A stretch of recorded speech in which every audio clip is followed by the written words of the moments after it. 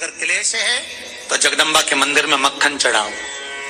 4 तरह की बंदरवाल हमारे हिंदू धर्म में वर्णन करी गई है महाराज, जो दरवाजे पर लगाई जाती है शुभ कार्य के लिए, इसको लगाया है। 9 रात्रि के 9 दिन तक दरवाजे के बाहर लगी होती है, जिससे घर में कोई नई बीमारी प्रवेश नहीं करती, वो बीमारी बाहर निकल जाती है। जिस घर में लोग चिड़चिड़ प्रवृत्ति करते हो, क्रोध उत्पन्न होता हो, घर में सामंजस्य नहीं बन रहा हो, आपस में क्लेश बढ़ रहा हो, कोई किसी की नहीं सुनता हो, है कि पति कोई अन्य स्त्री से लगा हुआ है या परिवार टूट रहा है, तलाक तक पहुंच गया है, तो माता के मंदिर में आप ध्वजा लगवाइए, उस ध्वजा पर मक्खन लगाकर लगवाइए, आपको लाभ मिले।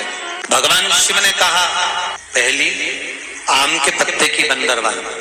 जब हमारे यहाँ सत्यनारायण भगवान की कथा करते हैं, ब्याह होता है, शादी होती है, शुभ कार्य होता है, तो दरवाजे पर आम की बंदरवाल लगती है, ये शुभ कार्य की सूचक। दूसरे नंबर पर है पीपल के पत्ते की बंदरवाल। ये अमावस्या के 1 दिन पहले लगती है और अमावस्या के दूसरे दिन उतरती है और इसको फिर ठंडा कर दिया जाता है। ये जिसके घर में पितृदोष होता है, पीपल के पत्ते की बंदरवाल लगाई जाती है। तीसरे नंबर पर होती है नीम की बंदरवाल। पूर्णिमा का जो दिन रहता है, चैत्री नवरात्र जिस दिन प्रारंभ होते हैं, उस दिन नीम के पत्ते की बंदरवाल लगती है, जो इसको नीम के पत्ते की बंदरवाल। चौथे नंबर की होती है आम के पत्ते, पीपल के पत्ते और नीम के पत्ते, इन तीनों की बंदरवाल। ये बंदरवाल दशहरे के दिन लगती है। 10वीं तिथि को लगकर एकादशी, द्वादशी तक लगी रहती है और त्रयोदशी के दिन इसको निकालकर विसर्जन कर दिया जाता है।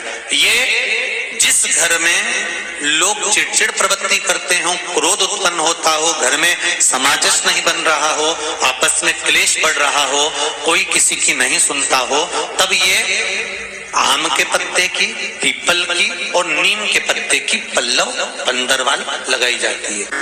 आप लोगों को ज्ञात होगा ना नवरात्रि कब से लगती है, तो सब लोग कहेंगे महाराज जी पड़वा से लगती है, एकम से।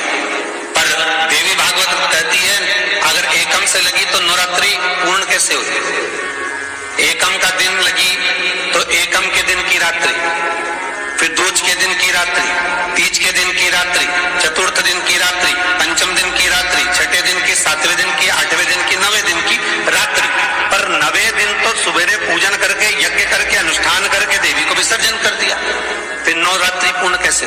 नवरात्रि की पूर्णता होती है अमावस्या की रात से गिनी जाती। कौन से दिन से गिनते हैं? अमावस्या की रात्रि, फिर एकम की रात्रि, फिर दूज की रात्रि, ऐसे गिनते गिनते अष्टमी की रात्रि तक और नवमी के दिन सुबह तक या दोपहर तक या शाम तक, जब तक आप यज्ञ ना करें तब तक ये 9 रात्रियां पूर्ण गिनी जाती है महाराज देवी भागवत के हिसाब से। अब हमने कन्या भोजन का जो क्रम बनाया, अष्टमी के दिन करा देंगे, नवमी के दिन करा देंगे, इस तिथि को करा देंगे, पर भाव देखिए, शास्त्र कहता है भूखे को भोजन जब कराइए जब उसको भूख लगी हो, और ऐसों को कराइए जिसको जरूरत पड़ रही है। देवी भागवत वर्णन करती है कि पहले नवरात्रे से लेकर 9वीं तिथि तक जितने दिन देवी के होते हैं, प्रत्येक दिन में आप किसी भी दिन कन्याओं का भोजन करा सकते हो, पहली रात्रि से लेकर, पहला दिन से लेकर। ज्योत का विधान है,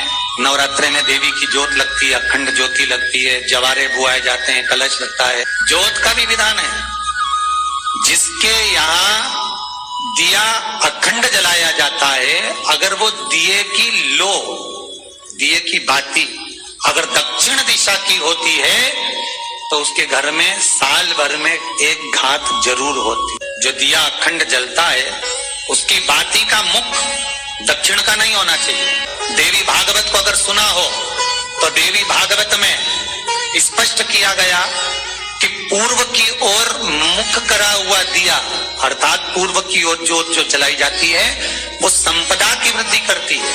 पश्चिम की ओर मुख कर कर जो ज्योत लगाई जाती है महाराज, वो वैभव को देती है। और उत्तर की ओर जो मुख कर कर ज्योत जलाई जाती है, उत्तर की ओर जो ज्योत का मुख रहता है वो आयु की वृद्धि करती है, घर में अकाल मौत को रोकती है। रात्रि का जो भाव तत्व है उसको भी अच्छे से समझ लेना। दक्षिण की ओर ज्योत ना लगाएं, एक जरा सी मिट्टी की दुकान भी अगर आप खोल कर बैठेंगे तो चांदी और सोना के बराबर कमाएंगे, इतना धन देगी वो माता। साधारण नहीं है मेरी माता।